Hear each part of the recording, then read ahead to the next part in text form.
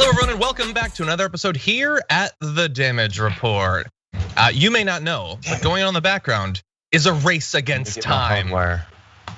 Big News Wednesday is upon us. The news is bearing down. Will we be ready? Myself and my co-host. We'll have to wait and find out. But anyway, thank you everybody for being here, regardless of what platform you're on. Really glad that you're here. We call this Big News Wednesdays, and indeed it very much is, both in domestic policy with the Republican Party making as clear as they possibly could who they're with and who they're not with. International news, huge news there. We're gonna give you more updates on what's going on in Israel and Palestine. More terrible comments about that. We covered a few in the pre-show. We'll do more here, but I won't be doing this alone. We're gonna be joined by Jayar Jackson. Jayar, how's it going? Little do the people know, but barely joined by Jayar Jackson. Barely joined. You're here now. I like to make things a little bit, shake things up. It's a Wednesday, it's middle of the week. You got to make sure things are keep you guys on your toes. Well, I'm on my toes, but anyway, I'm seeing people are saying that the sync is off. It looks like probably just on YouTube. I don't know what's causing that, but I'm sure our experts will deal with it. But anyway, we've got a lot that we're gonna be talking about. Not only the topics that I've already brought up, but a little bit of an update on Matt Gaetz and who are the most out of touch politicians in the country. Well, we've got a couple of nominees for that dishonor coming up a bit later on. And by the way, as we go through all of this, you can, of course, as always, send us tweets and comments, super chats, all that, and we'll respond as we go. But with that said, Jayar, and it looks like it's fine now, good, thank you. Well, I don't know who it was, our tech elves in the background made it all better, so that's good. Anyway, Jayar, are you ready to launch into this? We got a lot that we got to go to, and apparently we have a cutoff point. So we will get to as much as we can. But why don't we start off with this? The Republican Party has been moving towards this for a couple of weeks now, slowly for a couple of months. Liz Cheney is now out of Republican leadership. And they did it in the bravest of fashions with a voice vote, therefore avoiding recording actual votes. So they voted against Liz Cheney without even going on the record as who was voting against her. And by the way, we're gonna get eventually to her speech, but they didn't even hear that because all but one walked out of the chamber before her final address. So we've got some more context on this, Jayar, but they did it. They voted her out. They did it. I mean, it was, we saw it coming. We, since last week when the coronation for the new, by the way, hasn't happened yet, but Elise Stefanik's supposed to be taking her spot. So this has all been we've seen it coming. We used to know when or exactly how quickly this would happen. It was supposed to be at some point this week. So of course they got rid of her today, as expected, for telling the truth about one thing. Because this is the thing, we're getting a lot of people like, oh, you guys are defending Liz Cheney. Not a lot of people, a couple that I don't even think are really being genuine in that point. You're defending Liz Cheney. I don't think anyone is defending anything Liz Cheney has said and voted on that has been perfectly in lockstep with Donald Trump. That's part of the craziness of this. Is she is a Trump-style Republican as far as policy and things like that. It's just not on who won that election. That is the one thing. And by the way, they're not going after her on anything else. Just that. Let's keep it real on all these things. That's so this is thing. About one issue. One issue, or one not even issue. Well, one core psychological issue with Republicans. That's what this is based on. It is an issue policy or an issue problem. So look, she has been knocked out. This process began months ago, though. Back in February, you might recall the House GOP batted down an initial effort to take her out of that role for the same reason, for saying that Trump didn't win the election and the election wasn't stolen. She survived that easily in a closed door secret ballot vote of 145 to 61. Her views have not changed since then, but she has been more vocal about it. And so despite the fact that we are months out from Trump's election loss, from him presiding over Georgia flipping to the Democrats, the Capitol attack, they initially were like, well, no, we're not gonna get rid of Liz Cheney just because she pointed out that he lost. Add a couple of months, and that was enough, actually. They have done some lack of soul searching, and they have decided this is who we are, this is who we're gonna be. And it's not just Liz Cheney, At the national and state level, Republicans who've challenged Trump on the big lie, ranging from Mitt Romney, who was shouted down as a traitor and booed, all the way down to a member of the Michigan State Board of Canvassers, have been formally punished, publicly rebuked, stripped of their powers. Raffensperger in Georgia was literally stripped of his powers for presiding over a legitimate election because they didn't like the result of it. This is, by the way, and we've pointed this out before, we'll point it out again, this is cancel culture, if anything is cancel culture. They said and believe things that are politically incorrect from the point of view of these insane Republicans, and so they must be stripped of their positions. And most Republicans won't acknowledge this, but a few have.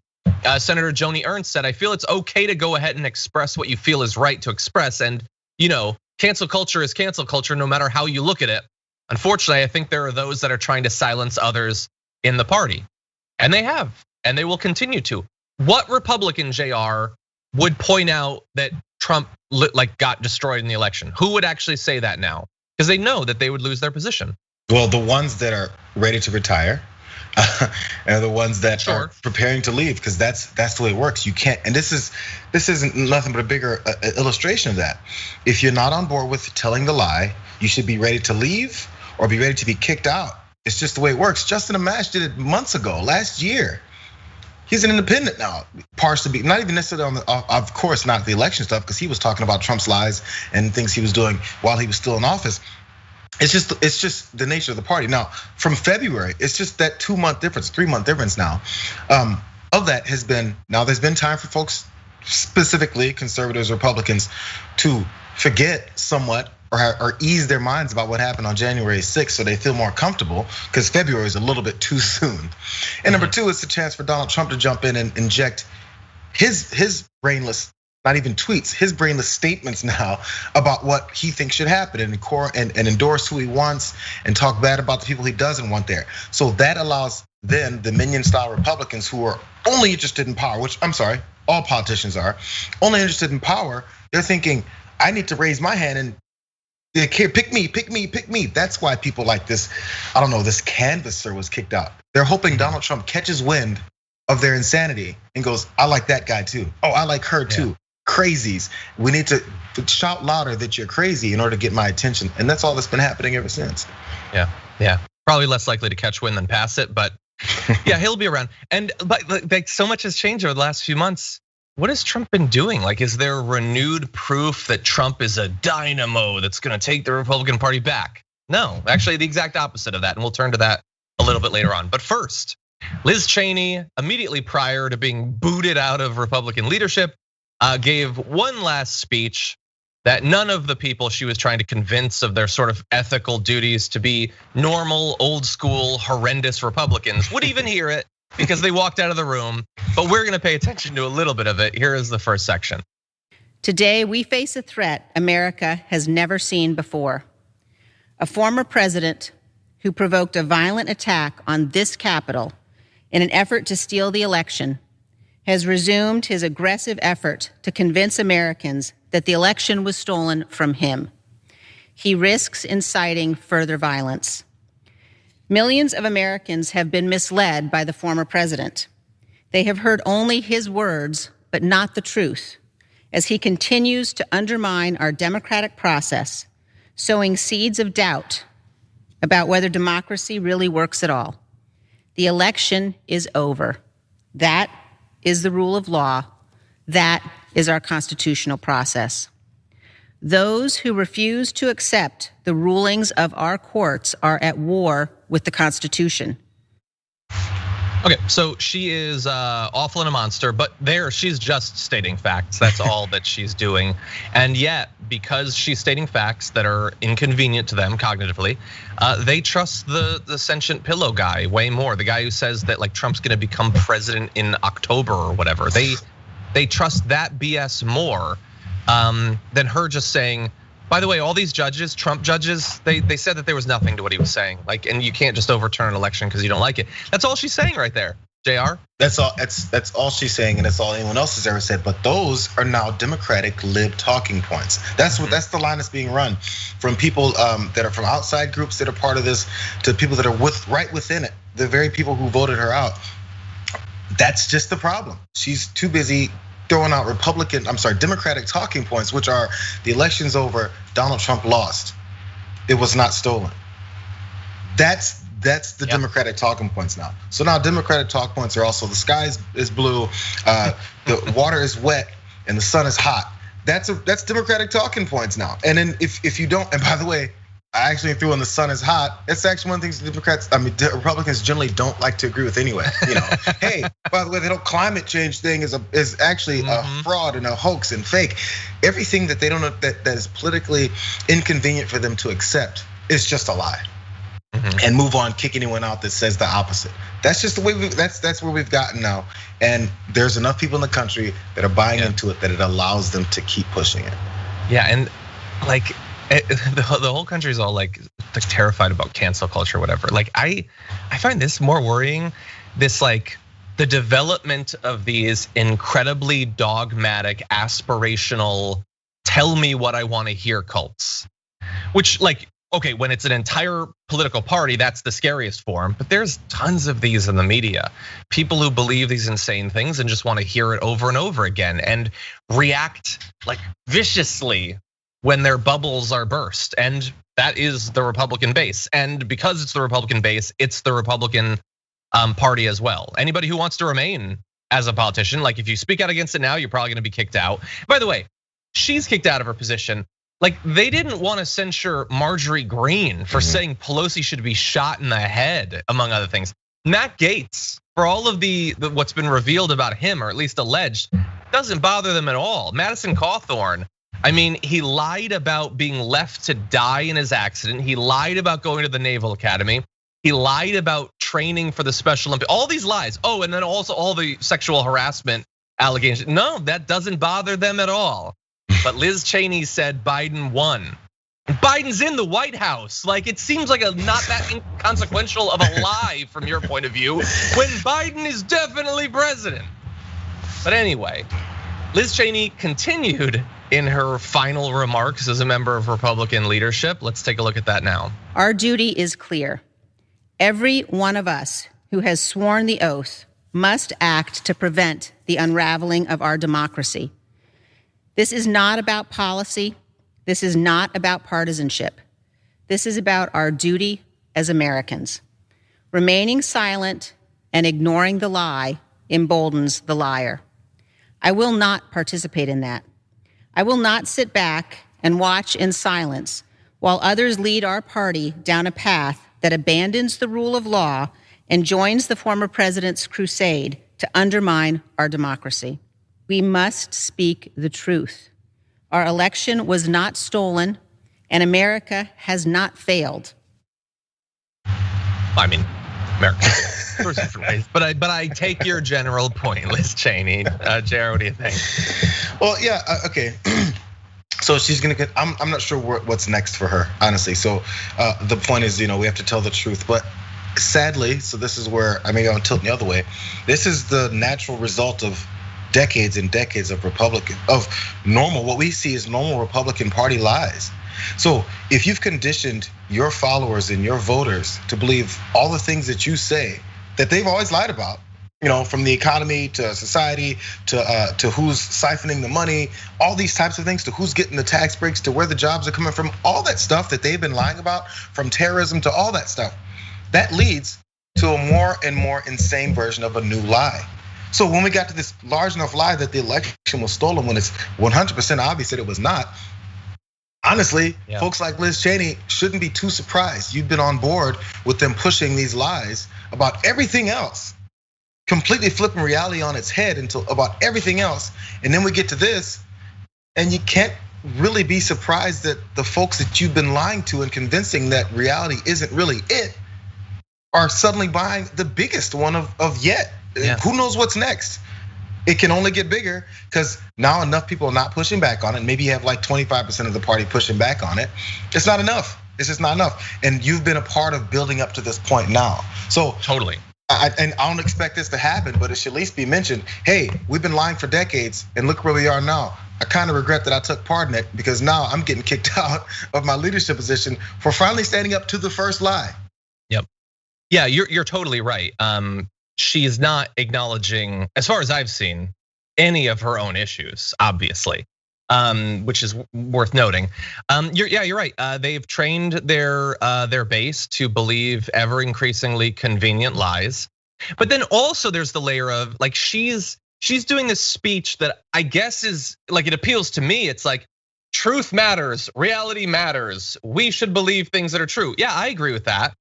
They don't. Like, it's not that they really fundamentally believe that the election was stolen, like an actual belief. That's not what it is.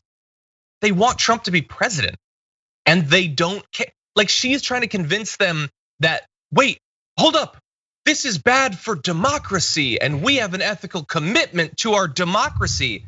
They don't care about that. They really don't. Like, I talk about the commitment to democracy and it being important and us wanting to make it easier to vote and increase participation, all of that. But I also understand that we're broadcasting to people that are in theory interested in that stuff. Their base isn't. They consider, and probably rightfully so, democracy as a massive obstacle to continued white supremacist rule via Republicans in America. That's just the truth. They would love democracy if it produced unending Republican rule. But if it's not going to, they don't care. They're not interested in Trump winning by getting the most votes. They just want him to win. They're not interested in the Senate being ruled by Republicans who were chosen by the majority of America. They don't care about that. They just want Republicans in office. That's it. And if all of those other manipulations of the system produce an extreme right-wing Supreme Court that's fundamentally not democratic or representative of what the American people actually think, they don't care about that. It's not a party interested in democracy. It is a party willing to sort of ostensibly in a shallow level engage with democracy and manipulate it and constrain it and throw up roadblocks wherever necessary to gain power and then use that power. That's it. And I feel like while I'm glad that she's pointing out all the lies and everything, she doesn't seem to fundamentally get how opposed to democracy, the turn against democracy that we've seen amongst American conservatives.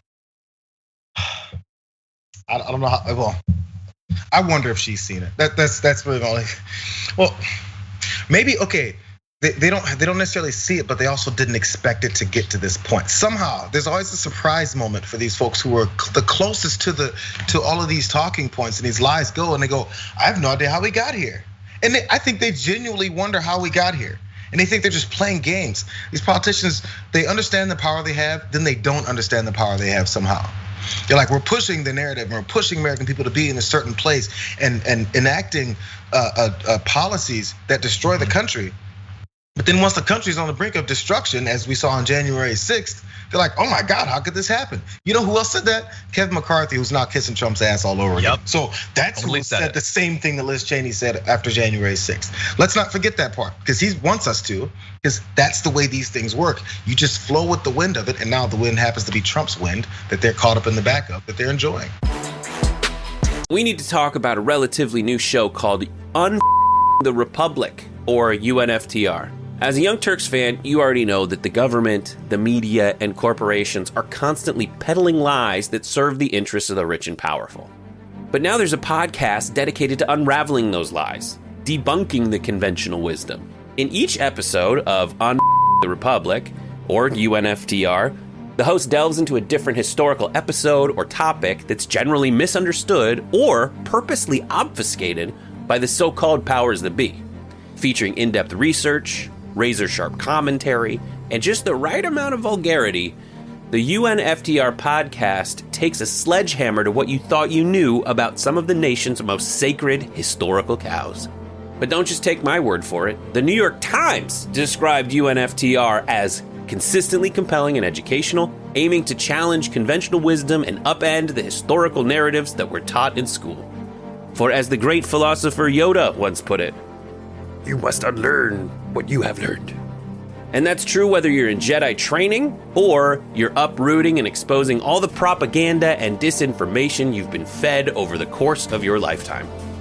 So search for UNFTR in your podcast app today and get ready to get informed, angered, and entertained all at the same time.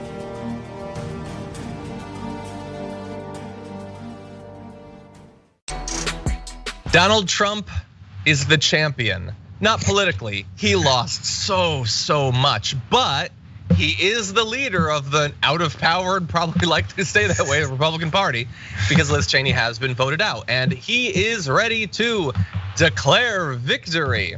And in what form? Well, from his tiny desk. So here's a little bit of what he's been saying about the effort to get rid of Liz Cheney.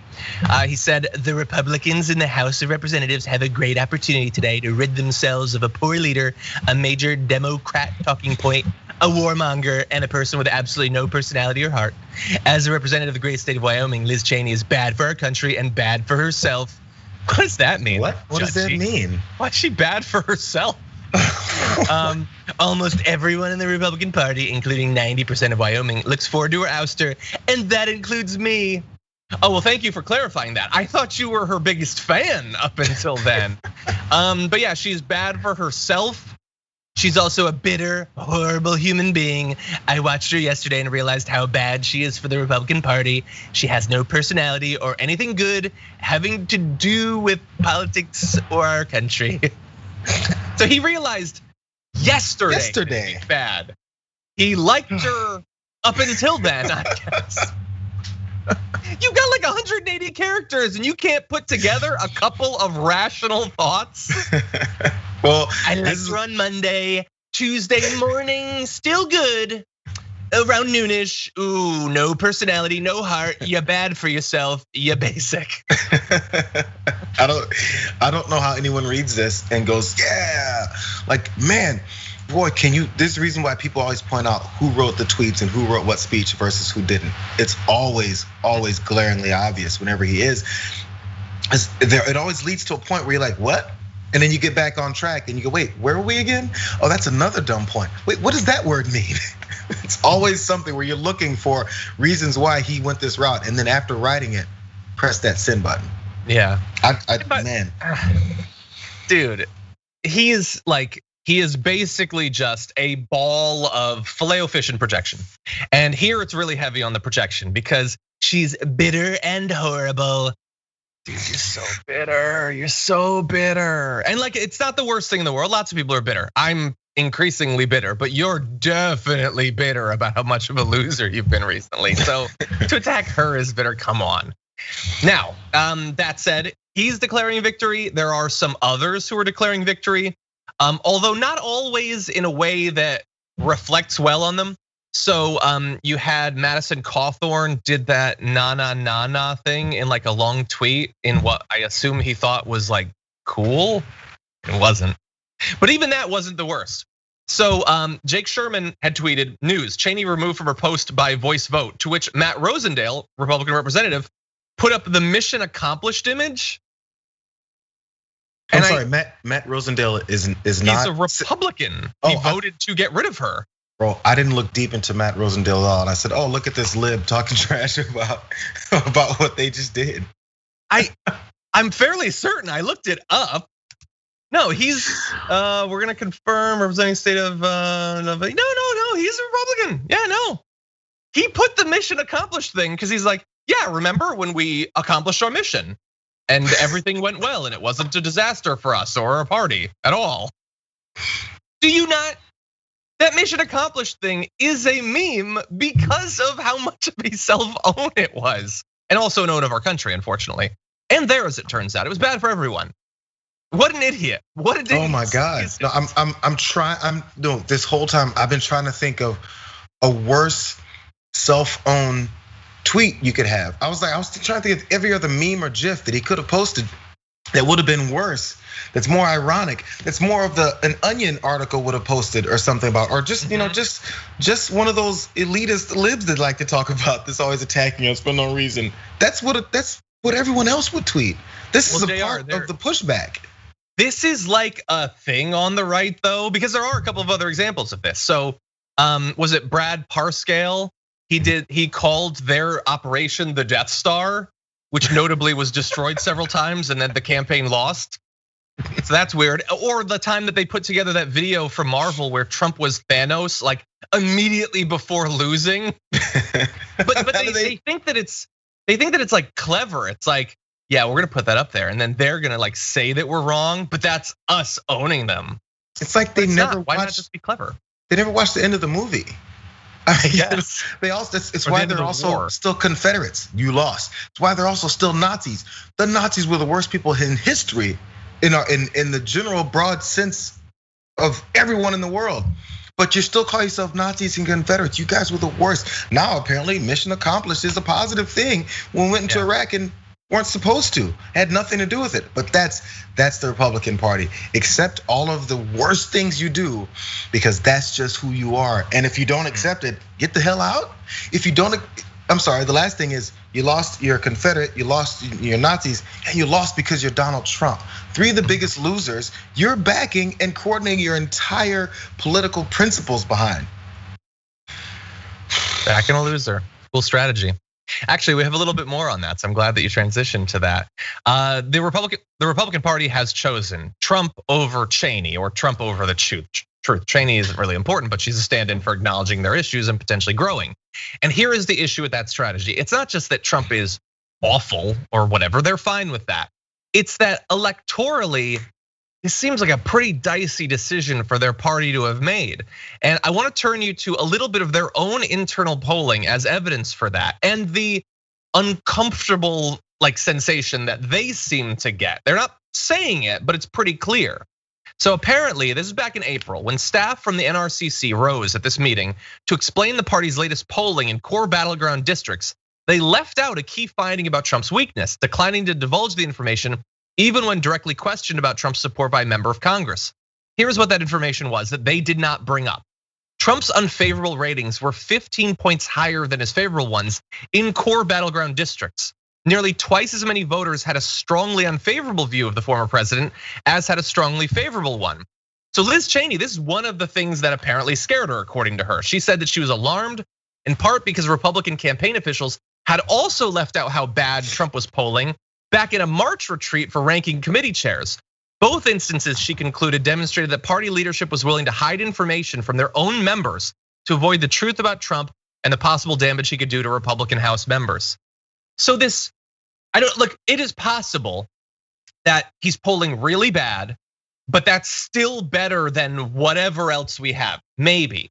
But they're pitching this as he's the one that will help us build back better. And he's doing terribly in the polls. And they know that. They've got the polls, but they're hiding it even in their internal discussions from each other. They don't seem, Jayar, to want to acknowledge that people hate him.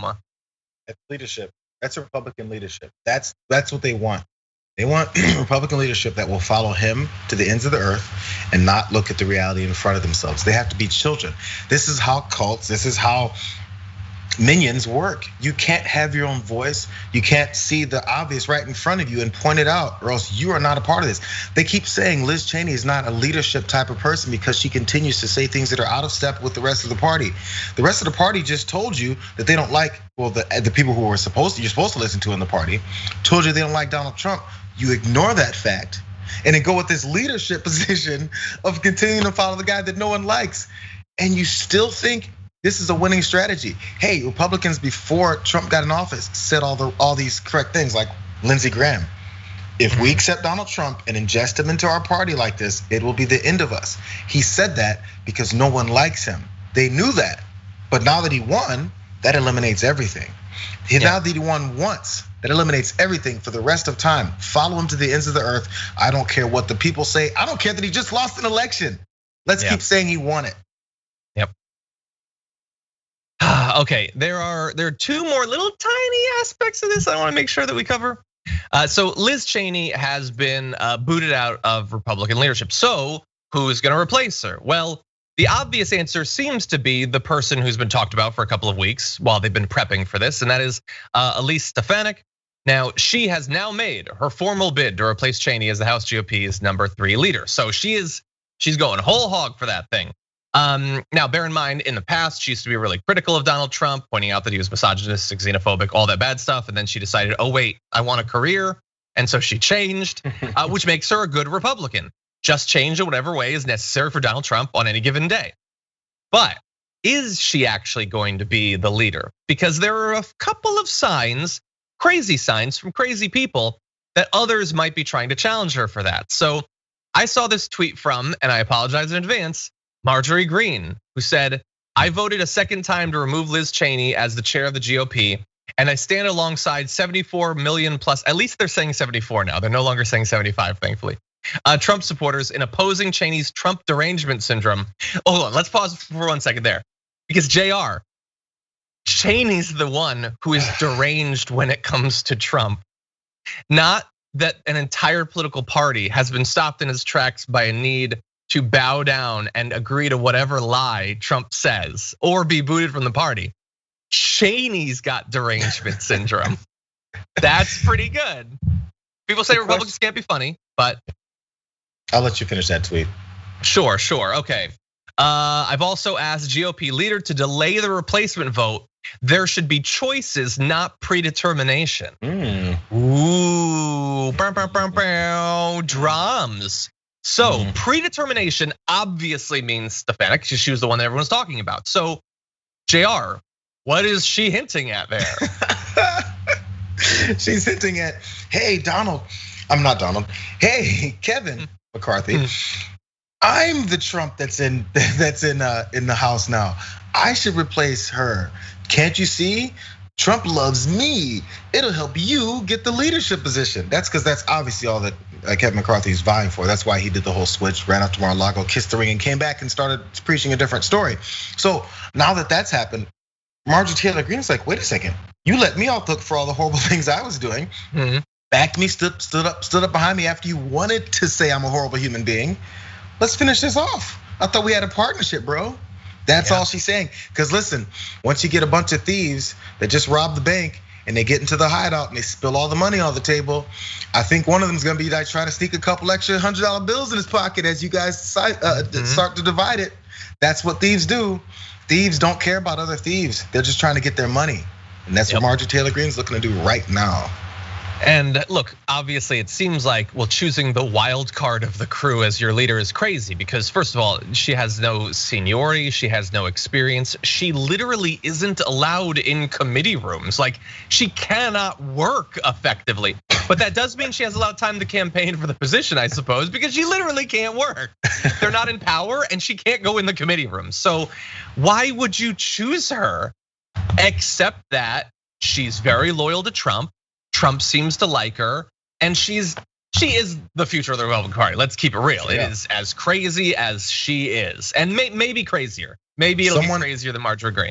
Someone has to be the heir apparent because Donald Trump, I hate to say this, isn't gonna live forever. He's an old man. So you need someone to carry the mantle. You need someone that's gonna get the torch passed along to them. And some of these folks are vying for positions. And you mentioned her lack of qualifications, the fact that she has no experience, that she doesn't know what she's doing, that she walks into a room and she stumbles and her face hits the podium. All those things happen. And who is that? That's Donald Trump. That's her qualifications. That's true. Donald Trump came in with zero experience, boasting of all these accomplishments that don't exist, telling everyone what he's gonna do when he can't do them. And he walks in and everyone goes, oh yeah, okay, that's right. I'm sorry, I forgot about the misogyny and the racism. That helped too. So she's like, I'm Trump. Look, I don't know anything either. It's perfect. Maybe it's her. I would like to throw out one other name. I would say you have this opening in leadership. Have you considered young blood? So why not choose someone who is literally always looking for young blood? Just make it Matt Gaetz. Why not? Just bring him in. I mean, he's not really working either, and he likes Trump, and Trump likes him. He'll have a couple of charges potentially coming. All that matches is great. Exactly. It'll be exciting stuff. Okay, now with that, really fast, let's jump into this. Okay. So Liz Cheney is out. Okay, and look, a lot of people have been speaking out in support of her in some form. I mean, we're effectively doing that when pointing out that she at least acknowledges certain truths that the Republican Party is turning from. And we've acknowledged this from the beginning, Jayar did earlier in the show, that does not mean that she's awesome. We can have a little bit of nuance. And so I wanna point out some of that nuance that's been provided recently by Representative Ilhan Omar, who had this to say: Liz Cheney is as right-wing as they come. She has spent her career agitating for war with Iran, is an open climate denier, and has pressured the government to silence climate activism. She has supported giant tax breaks for billionaires, gutting healthcare in this country, and is one of the most prominent agitators for endless wars and impunity for human rights abusers. She has repeatedly singled out Muslims for scorn and directly contributed to the rise of anti-Muslim hate in this country. Progressives should not be celebrating anyone with her record. But she says it's also true that the reason Republicans are removing her leadership is shameful. They support the violent insurrection to overthrow our election on January 6th and will purge anyone who calls for accountability, even if they support a radical right-wing agenda. They will cancel and censure if you dare to challenge them, but cry if anyone calls them into account. We should all fear for our democracy. I think that those two statements put together is how everyone should view this situation. She's horrible. She's just better than the others on this particular issue. Still horrible, but better on this issue. And the Republicans ejecting her just because she's awful, it doesn't mean them getting rid of her is a good thing. And it doesn't signal good things for the future of American democracy. I think that the representative is 100% right there, Jayar. Yeah, it's one of those things you have to clarify, because then next you know, of course the story can get twisted very easily, and you're gonna see all these folks, Democrat elected officials, libs even, or pundits, to talk about the ridiculousness of this vote, this voice vote, where no one is actually has to put their name to their vote, after people point out the ridiculousness of sending Liz Cheney off of this, based off of this.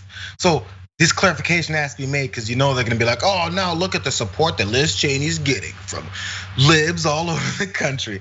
And they're gonna look at, is this galvanizing her support for president? All these things are gonna start getting floated, because they're gonna say she got ousted from the party, and she's gonna run as an old school Republican, and she's coalesced some support from Democrats, which she hasn't, just because people are saying how ridiculous this is that the Republican Party is kicking her out. Hey, I'm not crying for Liz Cheney.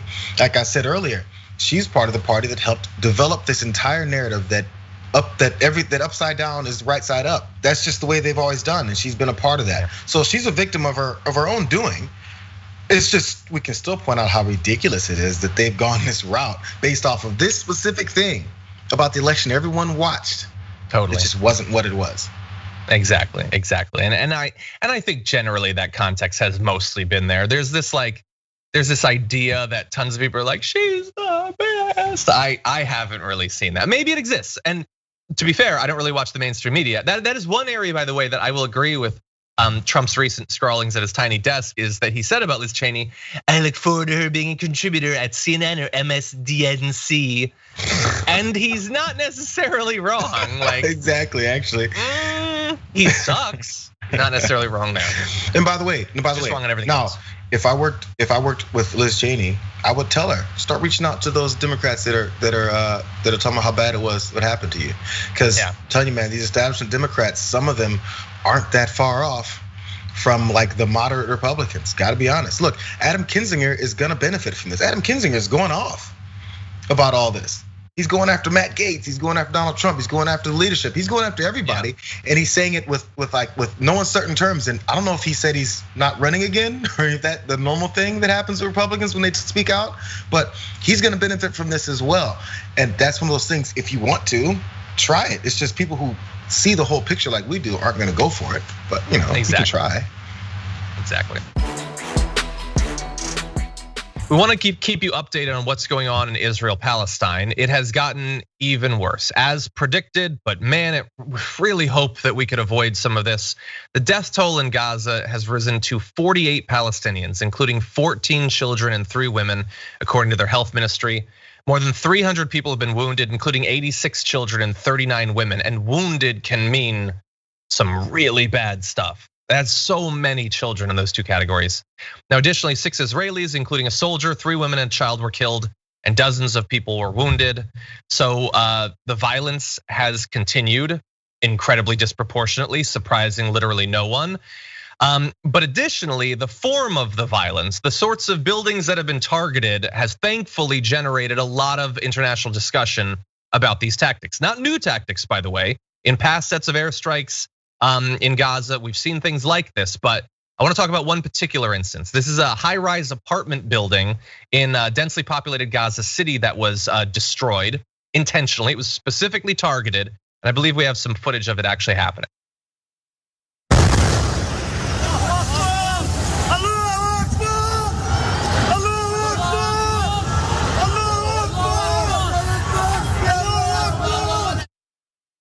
So that was, I'm reading, the tallest structure in that city. The people in it were warned to get out, and it was destroyed.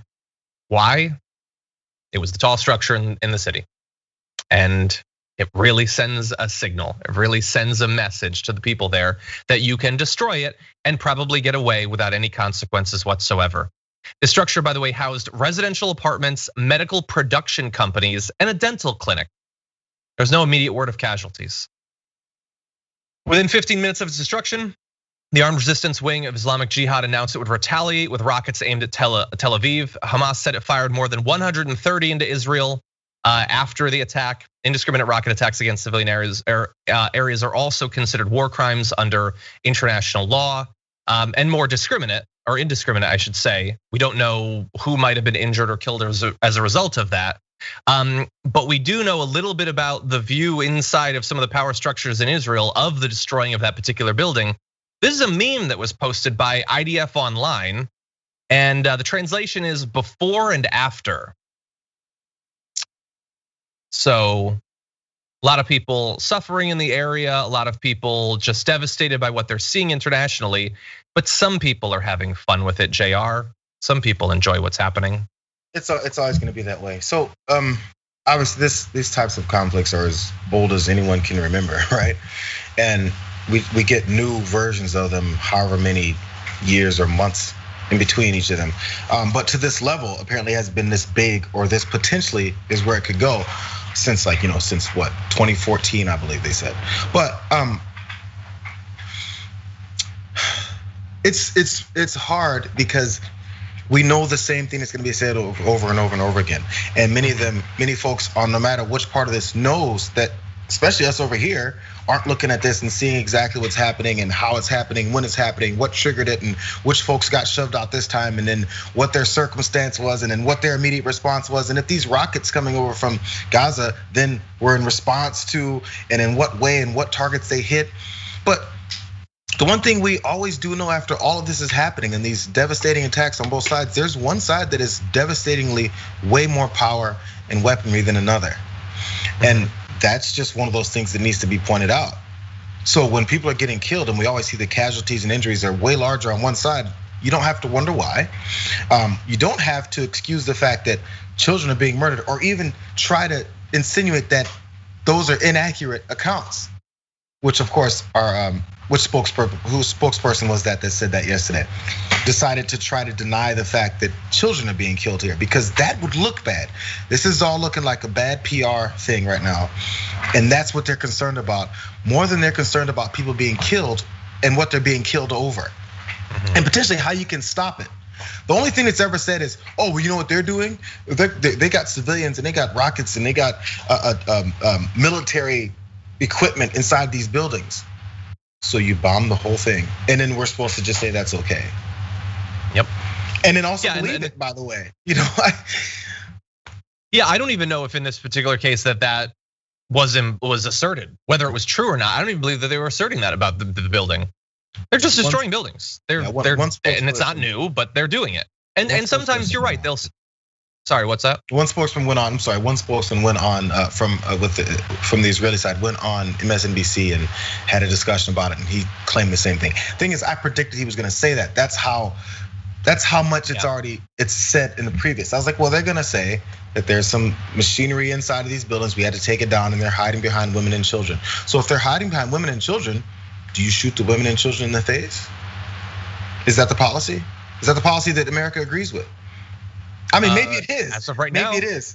Well, we're going to turn to that actually, but also, and there's a great thread in this. I apologize that I don't remember the name of it's a lawyer who does work in war crimes.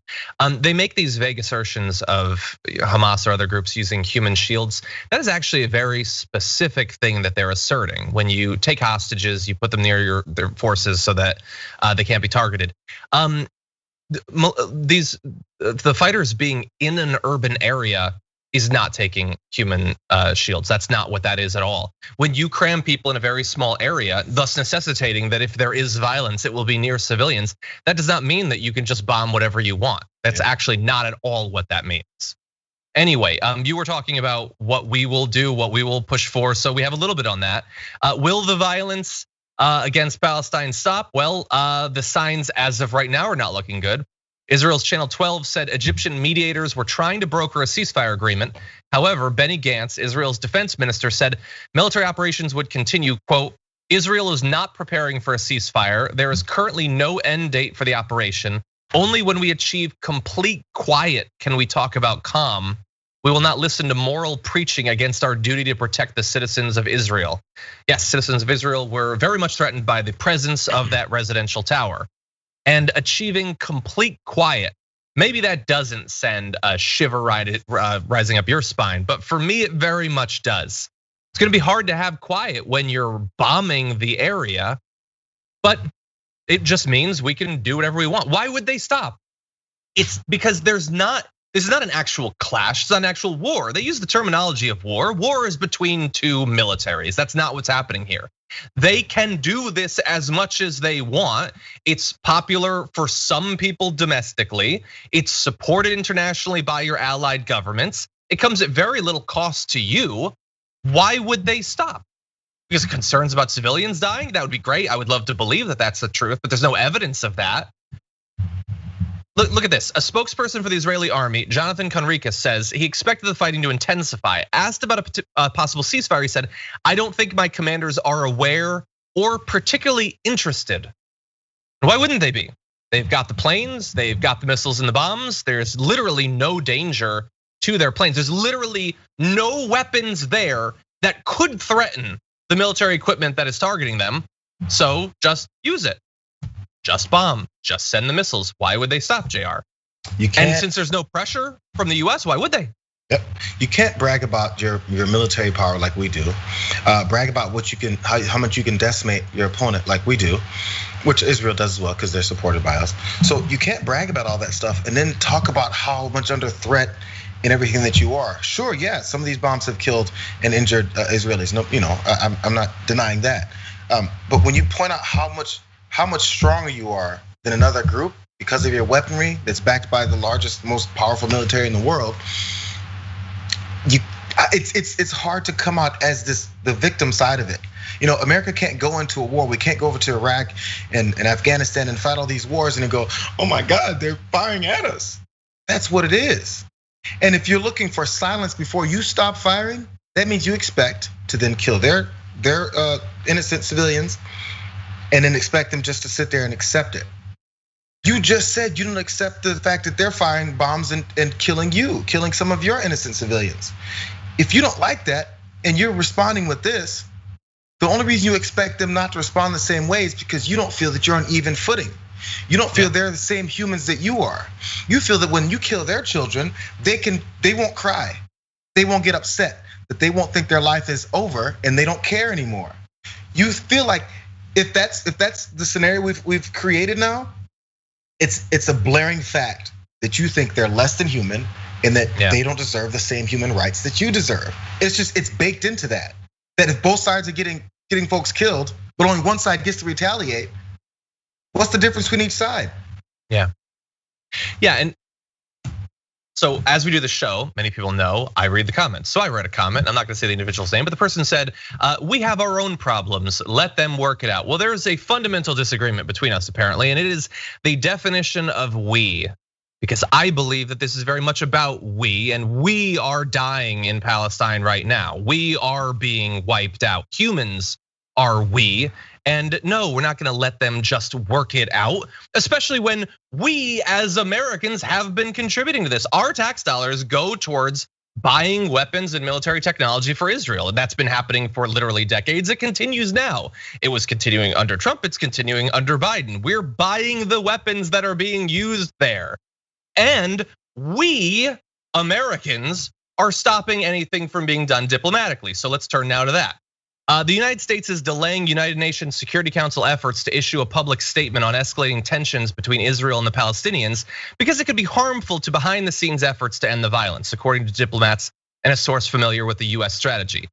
Yes, that's definitely why. You have the Security Council specifically to stop military conflicts, but no, you guys back out.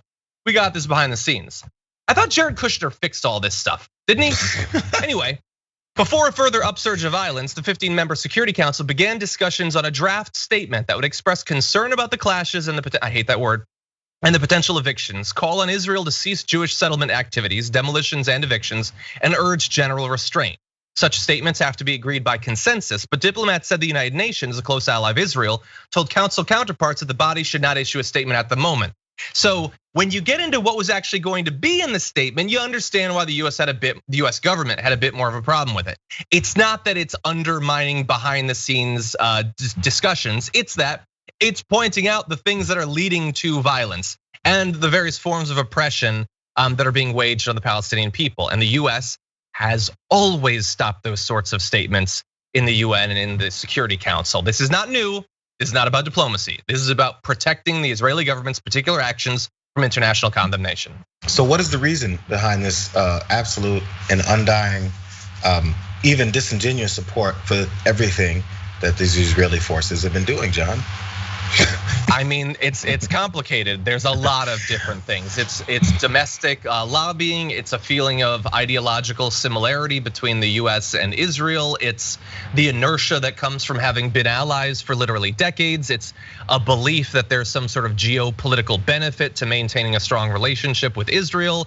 It's about checking Iranian power. It's about a lot of different things. Very little of it, though, is about the morality of what that alliance allows to continue. Yeah, it's and honestly, and it's a part of our a political wing of our own country that thinks, oh, if this level of support is what we do, it makes us holier. It makes us closer to God. I don't know, man. That seems like it's a little bit unreal and maybe an old school approach, but I still think it's baked into a lot of people's mindset without really even knowing it. Like, yeah, these sure, are chosen definitely. people, right? I don't feel like it's not said as much as it used to be said, because it was done and said so much that it's just become a part of the narrative that you don't even have to say anymore. It's just, if you don't back this side of it, you are against, I guess, your belief system. Yeah. Well, Jayar, I know that we're unfortunately gonna have to lose you right now, but you know what makes Big News Wednesday even bigger? When you condense it to 60 minutes. So thank you, Jayar, as always, for joining us. Appreciate it. Thank you. Yeah, we'll see what happens. See if anything changes, anything positive in the world. Okay. I doubt it, but let's go. Everyone, you can follow his continuing work at Only Candies, available online. Anyway, Jayar, I'll talk to you soon. See you guys. We didn't get any super chats about that today. For some reason, the revelations about Matt Gaetz and the allegations he and his political allies are facing seem to pretty much only come from the Daily Beast. I don't know why that is. And now I'm realizing this is actually coming from Yahoo News. I just saw it on the Daily Beast. But anyway, we do have some updates on Matt Gaetz and Joel Greenberg and the variety of different things that they got up to. Now let's start with Greenberg, as so many of their shared crimes apparently did. 12 women agreed to talk with the Daily Beast about their experiences with Joel Greenberg and his friends under the condition of anonymity. All of them said it was their understanding that Greenberg was paying them at least in part for sex going to as far back as 2013. Now, none of the women interviewed used the phrase sexual assault in their interviews, and the encounters seemed to cover a spectrum of experiences, with some women describing platonic encounters where they still got paid. Others relayed that they had consensual sex for money. But some did characterize their experiences as a trauma, and 4 women said Greenberg pressured them to have sex, with one recounting that she had sex with Greenberg and another woman after being plied with, quote, an endless supply of drugs. And it is that endless supply of drugs that becomes sort of a touchstone of these stories. The woman said, I was under the influence of so many drugs, I would not have agreed to the other woman being there. I wasn't really in a position to say I didn't want to do this. I wasn't in my right mind. I was in over my head and it was kind of scary. I mean, obviously, if you are applied so many drugs that you no longer have the cognitive ability to consent to an instance, that is a very bad and scary thing. And we do know that it's apparently a common thread, both alcohol and drugs, specifically MDMA. One woman told the Daily Beast that she's never seen so many drugs and that Greenberg regularly took ecstasy during the encounters. So everything that we've said so far is basically about Joel Greenberg and the different parties and meetups and things like that he organized. And we know that Greenberg is facing tons of different potential crimes. But there are these connections to Gaetz. So on just Venmo and the Cash App, Greenberg paid more than 40 young women nearly $100,000 over the course of 2 years.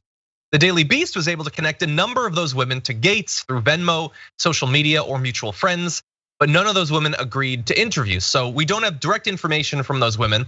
And understand that the connections that they're talking about there are not necessarily all the same. So connecting the Gaetz to these women through mutual friends, I don't know exactly what that means. That could be a connection through Greenberg, for instance.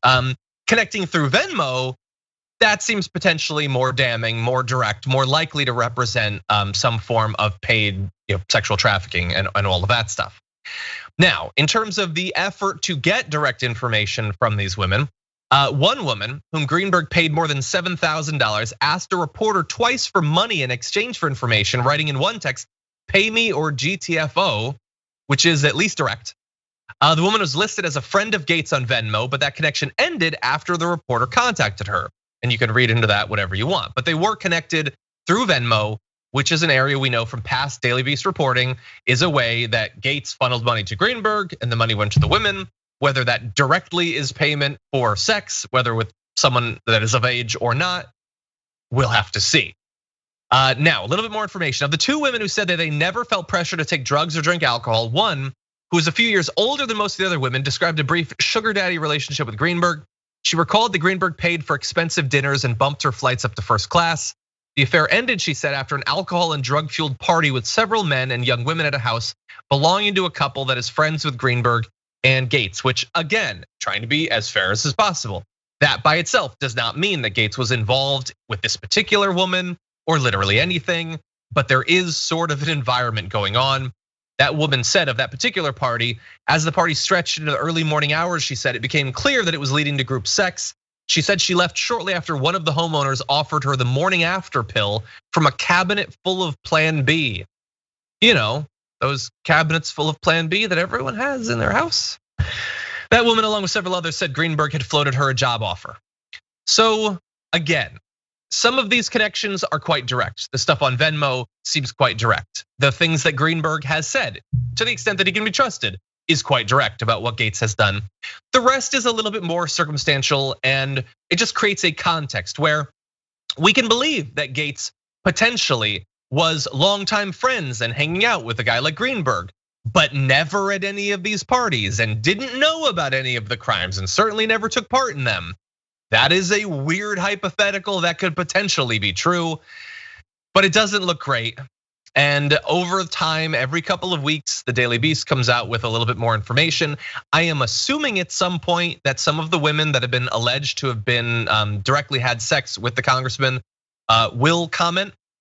We will have to evaluate those statements as they come in. And of course, all of us are sort of awaiting what we assume is an investigation that's ongoing very silently in the background that is not purely being conducted by the Daily Beast. But that said, does not look great for Matt Gaetz in terms of the allegations. In terms of his politics, he's doing just fine. And there has been no consequences, no strike back from the Republican Party, at least as far as we can see publicly. So that's the latest, and it stinks. Anyway, thank you everybody for watching this edition of Big News Wednesdays with John and Jayar. Had a lot of fun with it, as we always do. If you'd like to see more of me, I'm gonna be joining Anna Kasparian for the second hour and the post game of the Young Turks later on. That is always fun. I expect it will be today. And you can also expect that later on after that, you can go on a trip to Wozniak. Tuesdays and Wednesdays, 10 p.m. Eastern time, 7 p.m. Pacific time at twitch.tv/TYT, Wozniak Lambre, always fun. So definitely take a look at that later on today too. But until all of that, stay safe out there, stay sane out there, and we'll see you soon.